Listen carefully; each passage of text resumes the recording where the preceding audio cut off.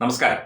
ഞാൻ നേരത്തെ ഒരു വാർത്താ വിശകലനത്തിൽ പറഞ്ഞിരുന്നു, CPM-ൽ നിന്ന് വിട്ടുപോയി വെളിയിൽ പ്രവർത്തിക്കുന്നവരാണ് CPM-ന് വലിയ പ്രതിസന്ധി ഉണ്ടാക്കിയത്. അത്തരത്തിൽ പ്രതിസന്ധി ഉണ്ടാക്കാൻ ശ്രമിച്ച അല്ലെങ്കിൽ പ്രതിസന്ധി ഉണ്ടാക്കി എന്ന് CPM പറയുന്ന TP ചന്ദ്രശേഖരനെ 51 വെട്ടുവെട്ടി കൊന്നത് വെറുതെയൊന്നുമല്ല. CPM-ൽ നിന്ന് പുറത്തുപോയി കഴിഞ്ഞാൽ, അല്ലെങ്കിൽ പാർട്ടി പുറത്താക്കി കഴിഞ്ഞാൽ, അല്ലെങ്കിൽ രാജിവെച്ച് പുറത്തുപോയി വേറെ പാർട്ടി ഉണ്ടാക്കുകയോ വേറെ ഏതെങ്കിലും രീതിയിൽ പ്രവർത്തിക്കുകയോ ചെയ്തു കഴിഞ്ഞാൽ വലിയ തിരിച്ചടികൾ ഉണ്ടാകാനുള്ള സാധ്യതയുണ്ട്. അപ്പം CPM-ൽ നിന്ന് വിട്ട് മറ്റു പാർട്ടികളിലേക്കൊക്കെ പോകുന്നവർക്ക് അതൊരു മുന്നറിയിപ്പ് കൂടിയാണ്. അങ്ങനെ വലിയ പ്രതിസന്ധി ഉണ്ടാക്കാതിരുന്നത്, രാഷ്ട്രീയമായി പ്രതിസന്ധി ഉണ്ടാക്കാതിരുന്നത് ഗോവിന്ദപിള്ളയ്ക്ക് മാത്രമാണ്. അദ്ദേഹത്തെ പാർട്ടിയിൽ നിന്ന് പുറത്താക്കിയിട്ട് അദ്ദേഹത്തെ വയസ്സായതുകൊണ്ടായിരിക്കും അദ്ദേഹത്തെ ആക്രമിക്കാനും കൊല്ലാനും ഒന്നും മുതിർന്നില്ല. ഗൗരിയമ്മ വേറൊരു പാർട്ടി രൂപീകരിച്ച് ഒരു ജനകീയമായ ഒരു മുന്നേറ്റം നടത്തിയതുകൊണ്ട് അവരെയും ഒന്നും ചെയ്യാൻ സാധിച്ചില്ല.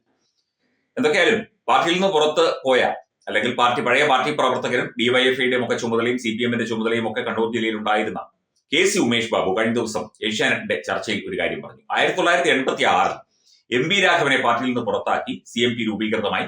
അപ്പം MV രാഘവൻ എന്ന് പറയുന്നത് ശരിക്കും പറഞ്ഞാൽ കണ്ണൂർ ജില്ലയിലെ മാത്രമല്ല CPM-ന്റെ ഇന്ത്യയിലെ തന്നെ ഏറ്റവും വലിയ ശക്തിമത്തായ ഒരു സ്രോതസ്സായിരുന്നു, ഏറ്റവും ശക്തനായ ഒരു നേതാവായിരുന്നു, ഒന്നിനെയും ഭയക്കാത്ത തന്റേടിയായ നേതാവ്. അപ്പൊ MV രാഘവനെ പാർട്ടിയിൽ നിന്ന് പുറത്താക്കിയപ്പോൾ ഇപ്പോഴത്തെ സംസ്ഥാന സെക്രട്ടറി MV ഗോവിന്ദൻ, അന്ന് കണ്ണൂർ ജില്ലാ കമ്മിറ്റി അംഗമോ മറ്റിയാണ്, അദ്ദേഹം പാർട്ടി പ്രവർത്തനമൊക്കെ നിർത്തി കണ്ണൂർ ജില്ലയിലെ മൊറാടിയിലെ അദ്ദേഹത്തിന്റെ വീട്ടിൽ പോയിരുന്നു.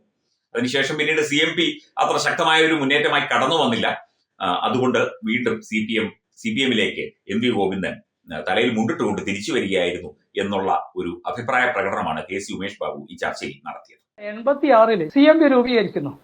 MV രാഘവനും, കണ്ണൂരാണല്ലോ അതിന്റെ പ്രധാന കേന്ദ്രമായിരുന്ന കണ്ണൂരാണ്, വലിയ സംഘർഷങ്ങൾ നടക്കുകയാണ്. അന്ന് CPM-ന്റെ ജില്ലാ കമ്മിറ്റി അംഗമാണ് ഇപ്പോഴത്തെ സംസ്ഥാന സെക്രട്ടറി ശ്രീമാൻ MV ഗോവിന്ദൻ. അദ്ദേഹം വീട്ടിൽ പോയിരുന്നു. അദ്ദേഹത്തിന്റെ വീട് മൊറാഴയിലാണ്. അദ്ദേഹം പാർട്ടി പ്രവർത്തനമൊക്കെ അവസാനിപ്പിച്ചിട്ട് വീട്ടിൽ പോയിരുന്നു. കാരണം അദ്ദേഹം ഈ MV രാഘവന്റെ ഒരു സ്വന്തക്കാരനായിട്ട് അറിയപ്പെട്ടിരുന്ന ഒരാളാണ്. അദ്ദേഹത്തിന് MVRന്റെ കൂടെ പോകാനുള്ള ഒരു ധൈര്യമില്ല. കാരണം മൊറാഴയിൽ MV രാഘവൻ ആളില്ല. അദ്ദേഹത്തിന്റെ വീട്ടുകാരുൾപ്പെടെ CPM-ലാണ്. അതുകൊണ്ട് അദ്ദേഹത്തിന് അവിടെ പോകാൻ ധൈര്യമില്ലാത്തതുകൊണ്ട് അദ്ദേഹം എന്ത് ചെയ്തു, പാർട്ടി പ്രവർത്തനമൊക്കെ അവസാനിപ്പിച്ചിട്ട് വീട്ടിൽ പോയിരുന്നു. ഇത് ഞാൻ നേരിട്ട് കണ്ടതാണ്, മൊറാഴയെന്ന് കണ്ടതാണ്. കാരണം ഞാൻ അക്കാലത്ത് ഇവിടെയൊക്കെ ചില കാര്യങ്ങളിലൊക്കെ ഉണ്ടായിരുന്ന ഒരാളാണ്. അതുകൊണ്ട് ഈ പറയുന്ന കണക്കൊക്കെ പറയുമ്പോൾ നമ്മുടെ കയ്യിൽ കുറെ കണക്കുകളുണ്ട്. അത് പോട്ടെ. അപ്പോ അദ്ദേഹം പിന്നെ എപ്പോഴാണ് വന്നത്? CMP കണ്ണൂരിൽ വിചാരിച്ച വളർച്ച കൈവരിക്കാതിരിക്കുകയും CPM പിടിച്ചു നിൽക്കുക, അതിനുവേണ്ടി എന്തെല്ലാം ചെയ്തിട്ടുണ്ടെന്ന് അറിയാം. ഇവിടെ ഈ PV-യിലെ പോളിറ്റ് ബ്യൂറോയിലെ ഏറ്റവും വിശ്വാസയോഗ്യരായിട്ടുള്ള ഇപ്പൊ ബസവപ്പിനെ തൊട്ടുള്ള ആളുകൾ വന്നിട്ട് കണ്ണൂരിൽ മഹാസമ്മേളനങ്ങൾ ഉണ്ടാക്കി അഭിസംബോധന ചെയ്തിട്ടാണ് അന്ന് MV രാഘവന്റെ പാർട്ടി ഒരു ചെറിയ പാർട്ടിയാക്കിയിട്ട് CPM നിലനിർത്തിയത്.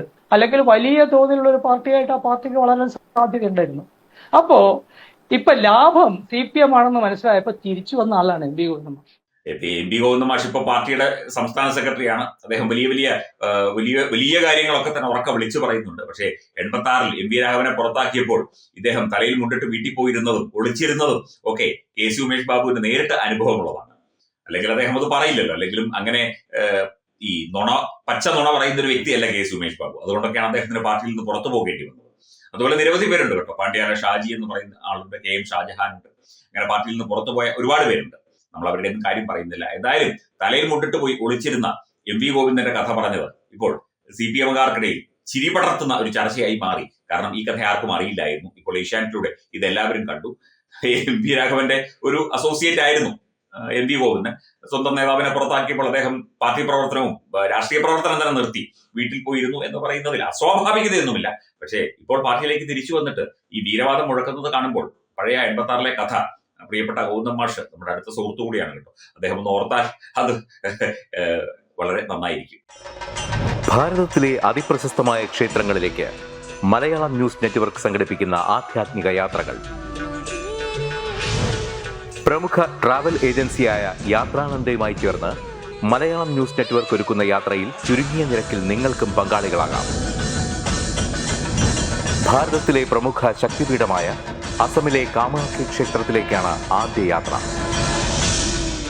കാമരൂപമെന്ന് കാളിദാസനും പ്രാഗ്ജ്യോതിഷപുരമെന്ന വ്യാസനും വിളിച്ച അതിമനോഹരമായ സംസ്ഥാനമാണ് അസം.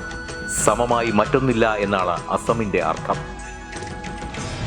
ബ്രഹ്മപുത്ര നദിയും ഹിമാലയവും ദൃശ്യചാരുത കൊണ്ട് അനുഗ്രഹിച്ച അസമിലെ കാമാഖ്യ ഇന്ത്യയിലെ തന്നെ ഏറ്റവും പ്രധാനപ്പെട്ട കാളി ക്ഷേത്രങ്ങളിലൊന്നാണ്.